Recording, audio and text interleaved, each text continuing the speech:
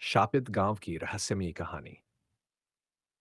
बड़े बुजुर्गों से सुनी हुई कहानियां अक्सर दिमाग में घर कर लेती हैं, लेकिन कुछ कहानियां ऐसी होती हैं जिनका सच सोच से परे होता है। ऐसी ही एक कहानी थी कुलधरा गांव की। राजस्थान के रेगिस्तान के बीच बसा हुआ यह गांव सालों से वीरान पड़ा था। कहते हैं कि एक रात इस गांव के सभी लोग अचानक गायब हो गए थे और उसके बाद से वहां कोई कभी नहीं बसा। इसे लोग शापित गांव या के नाम से जानते थे। रघु, अनिल और सुरेश, तीनों दोस्त इस गांव के रहस्य को सुलझाने का मन बना चुके थे। वे बचपन से ही इस गांव की कहानियां सुनते आ रहे थे। अब बड़े होकर वे इस रहस्य से पर्दा उठाना चाहते थे। उन्होंने कई किताबें पढ़ी, स्थानीय लोगों से पूछताछ की, लेकिन कोई ठोस जवाब नहीं मिला। बस इतना बताया गया कि गांव में जो भी जाता है वह कभी लौटकर नहीं आता।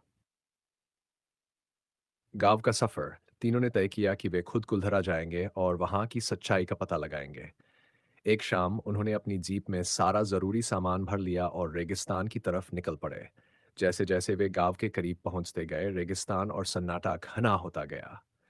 सूरज ढल रहा था और रेत पर लंबी परछाइयां पड़ रही थी। चारों तरफ बस सन्नाटा था, जैसे वक्त थम गया हो। गांव के प्रवेश द्वार पर पहुंचते ही उन्हें एक पुराना टूटा हुआ बोर्ड दिखा। खुलधरा, यहां से आगे जाना मना है। अनिल ने हंसते हुए कहा, डरपोकों के लिए चेतावनी है ये। और तीनों ने गांव के भीतर कदम रखा। अजीब घटनाओं की शुरुआत। गांव वीरान था। टूटी फूटी हवेलियां, सूखे पेड़ और बिखरे हुए मकानों के बीच सन्नाटा पसरा हुआ था। हवा भी इतनी धीमी थी कि उनकी अपनी सांसें भी उन्हें डरावनी लग रही थीं। रघु ने अपना कैमरा निकाला और तस्वीरें खींचने लगा। तभी अचानक हवा में ठंडक सी घुल गई। सुरेश ने महसूस किया कि कोई उन्हें देख रहा है। उसने चारों ओर नजर दौड़ाई, लेकिन कोई नहीं था। जैसे ही वे गांव के अंदर बढ़ते गए, अजीब घटनाएं होने लगीं। एक जगह रघु को लगा कि किसी ने उसके कंधे पर हाथ रखा, लेकिन जब उसने पलटकर देखा तो कोई नहीं था। कुछ देर बाद सुरेश ने किसी औरत की चीख सुनी, लेकिन वहां कोई नहीं था। तीनों का डर अब बढ़ने लगा था, लेकिन वे लौटना नहीं चाहते थे। पुरानी हवेली और रहस्य।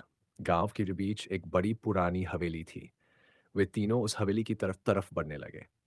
हवेली के दरवाजे पर एक अजीब सी लिपि में कुछ लिखा था, जिसे वे समझ नहीं पाए। अनिल ने दरवाजा खोला और अंदर घुस गए।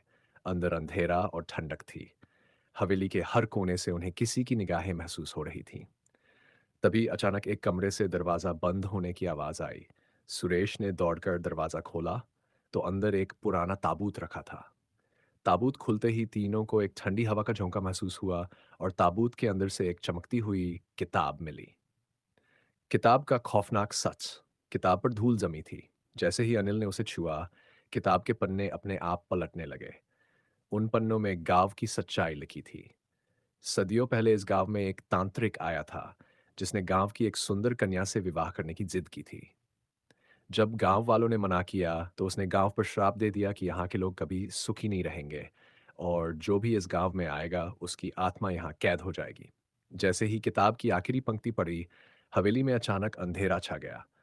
चारों तरफ से अजीब सी आवाजें आने लगीं। हवा में किसी की चीखें गूंजने लगीं। तभी किताब अपने आप जलने लगी और हवेली का दरवाजा जोर से बंद हो गया। तीनों ने भागने की कोशिश की, लेकिन बाहर का रास्ता बंद हो चुका था। वे समझ चुके थे कि अब इस गांव से उनका लौटना नामुमकिन है। गांव का शाप अब उन्हें भी अपने जाल में फंसा चुका था। हवेली के अंदर वे चीखते रहे, लेकिन कोई सुनने वाला नहीं था। और जैसे हर आने वाला इस गांव का हिस्सा बन जाता था, वैसे ही अब वे भी इस शापित गांव का हिस्सा बन चुके थे। कुल्धरा की कहानी सच साबित हो चुकी थी। जो भी इस गांव में आता है, कभी लौटकर नहीं जाता।